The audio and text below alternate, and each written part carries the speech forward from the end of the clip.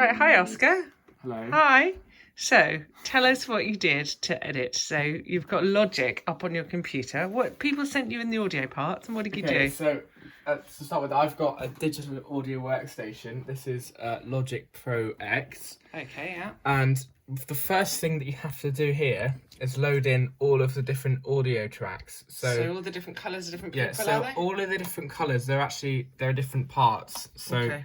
the red bits is me singing the bass, and Yeah. then the purple is the alto part, So three and different people, then yeah. this or a yellow bit is the soprano part. Sopranos. So okay, yeah. obviously, first, if you're going to do something like this, you have to have a backing track Okay, of so some sort, so that if you were going to send it out, we did an organ part with the harp in, so I sent that out to everybody, and they would then record themselves.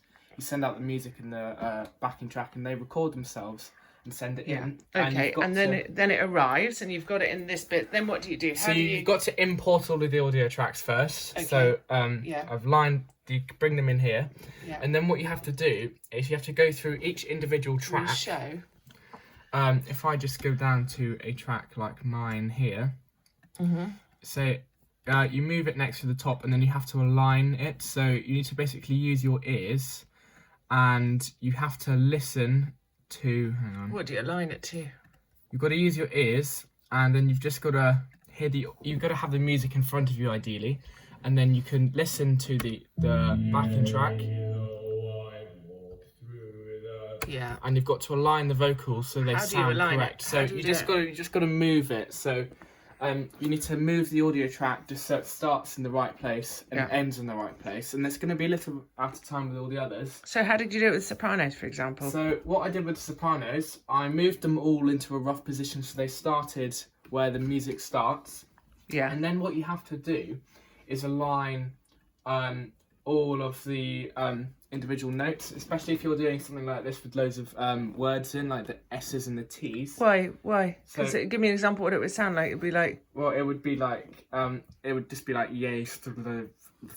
Okay. It wouldn't sound very good. So what you have to do is, I use this thing called flex time on Logic, and there's equivalents on other doors and stuff, and you have to align up all So what are these? each of these little bars, as you can see if I just hold the camera.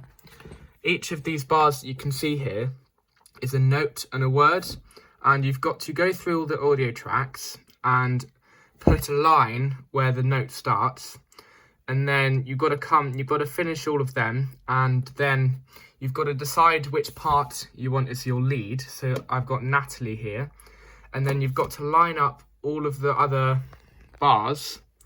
So you've chosen Natalie a lead, and you've lined everyone and then else you've up got to her. you've got But to you line put them in these. equally, do you? Yeah, then they're all mixed equally, but you've got to line them up together. So they're all, as you can see here, they're all lined up vertically. So they all sound together. And what do you do with the oboe then? So hang on, if I just play that.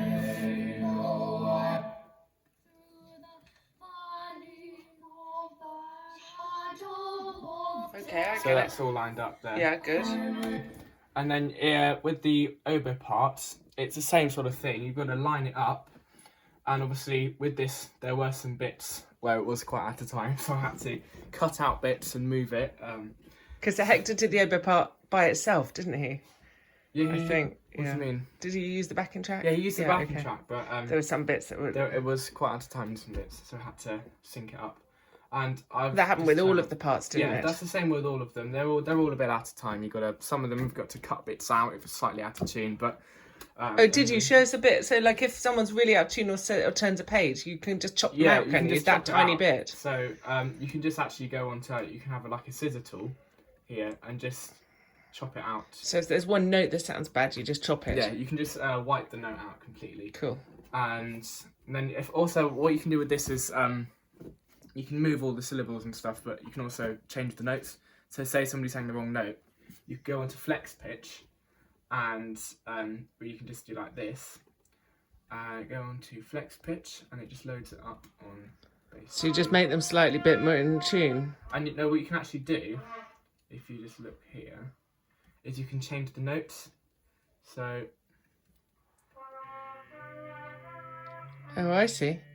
So you can, if there's something just went slightly Yeah, wrong. so if somebody's singing this slightly right now, it's a bit sharp or flat, you can just change that and make it sound nice. Wow. So did you do all of that? All the chopping, all the aligning, and slightly... Yeah, so it takes a long time. You've got to go through each individual, what, there were like 23 here, parts of everything. Well, there's not that many, but there's maybe like 15 different bits and pieces that you have to have. So you've got to go through each one, and with all the vocal parts, you've got to get each note. You've got to put a marker at each note, and if there's a different word, or if it's like hello, you'd have to have the he and the lo, so that the syllables match up. And what did you say about bussing them? Once you put them together, you then matched all the sopranos and made them into one part, didn't you? Yeah, so then what you've got to do, so you can mix them, what I did, you select the soprano parts, so that's all the sopranos there, and you've just got to mix the sopranos so that they sound nice, so that you can't hear just one person. So don't worry about the volume at the moment, you've just got to have the part there, and you've got to mix them all to each other. So just with the 3 parts, a cappella, with no backing track, so that however you want it to sound, you can have all the different people so that they're mixed nicely. And it's not one person and not that person, so they all sound nice. Okay, and so a real blend. Yeah, so you blend it all together. And then you've got to select them all and send them to an audio route. So I just used an audio bus, I just labelled it sopranos. And then what you can do, if you do that with all the different parts, with the sopranos, the altos, the tenors and the basses, then you can mix them all individually as parts, and then in the final mix, you can just select one fader, and then that will adjust all of them with the same ratio, so that they sound the same and mixed properly and blend well. Excellent. And then you have to decide which parts are loud, like how loud the oboe is and things like that. And what you can do, what I've done at the end here, is the oboe fades off a bit, so...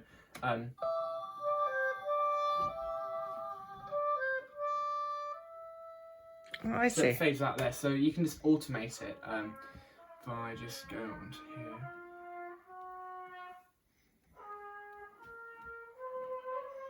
You can automate it, so you just go onto it, and then I've got the volume here, and then right at the end, wherever I get to it, it fades down there. Oh, I see. So you can, and then it just reads it like that, so it automatically adjusts it. Do you use those figures, the ones that show the kind of like sound volume? Does that help you? Those pictures? This. Yeah. Do you match so them this all is together? how loud it is. So like so.